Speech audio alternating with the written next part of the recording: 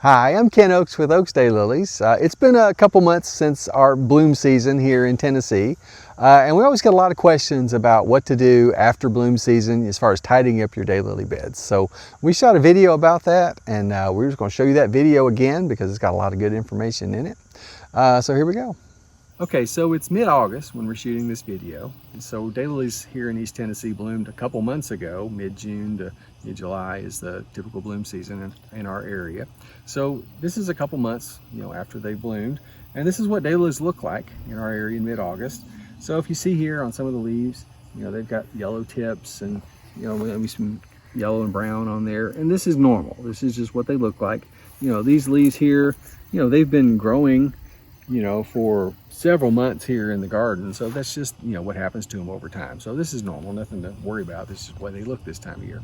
So I'm going to show you some things we might do to just tidy this up, make it look a little nicer, for the rest of the season. Now, you don't have to do anything. If you just leave this like it is, it's going to look like this. And then, if you live in an area that gets cold weather in the winter, this is just going to go dormant and it's all going to plop down to a pile of brown leaves, and you can just pull it off if you want to, or leave it. You don't have to do anything. So I'm going to show you some tips and things we can do to maybe tidy this up. So the first thing I'm going to do is around the base of the plant here, you can see this old foliage, and this is normal for daylilies, and this is just because this foliage has probably been here since February or March in our area.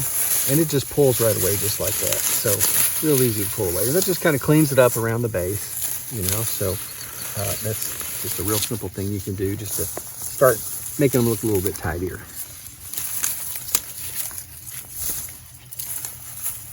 All right, now the next thing I'm going to do is I'm going to pull out the old bloomscapes.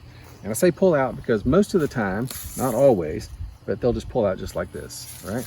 Now, if they don't pull out like this, then you can certainly get clippers and clip them, but especially if it's been a while since these bloomed, so these are going to pull out easier. If you do this closer to when they bloom, you may have to clip them, but these are just going to pull out real easy, so I'm just going to pull all of these out and then we'll take a look.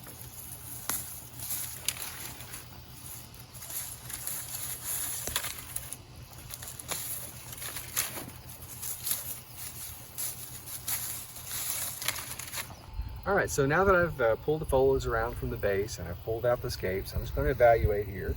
And for some folks, this may be, hey, this looks good, I'm just going to stop right here.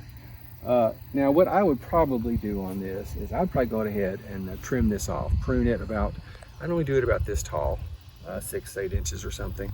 And what I've found is that if I trim it about that tall, it'll put out nice green foliage.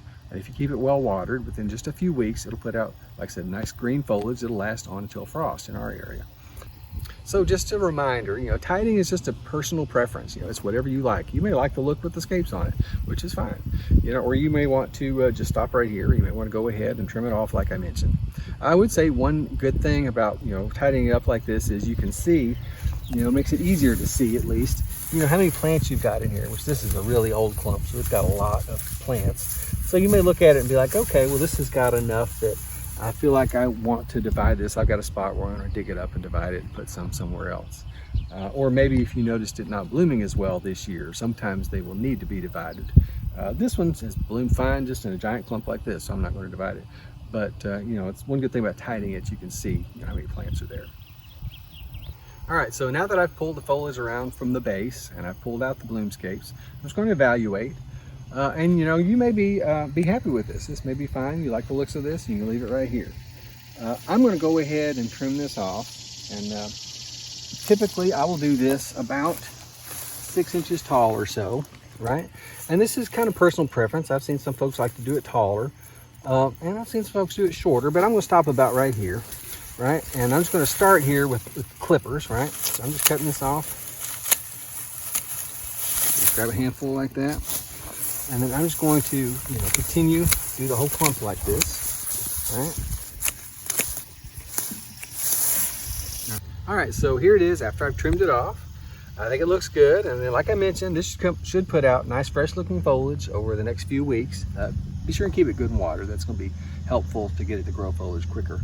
And then that will look good until frost. And then, in our area, we're in zone 6, 7. Everything pretty much goes dormant, so it'll all turn brown, and then I'd typically just leave it. You could rake it away if you wanted to. But that's what I'm doing, here after bloom season to, prune this. So we've grown daylilies for over 40 years, and we'd love to talk about all things daylily. If you have any questions or comments, you can put them below, or our contact information is on the website. Also, we shot a lot of videos about daylilies, so you might want to visit our webpage, or YouTube page rather, and check those out. Here's one you might like. Hey, we appreciate you watching.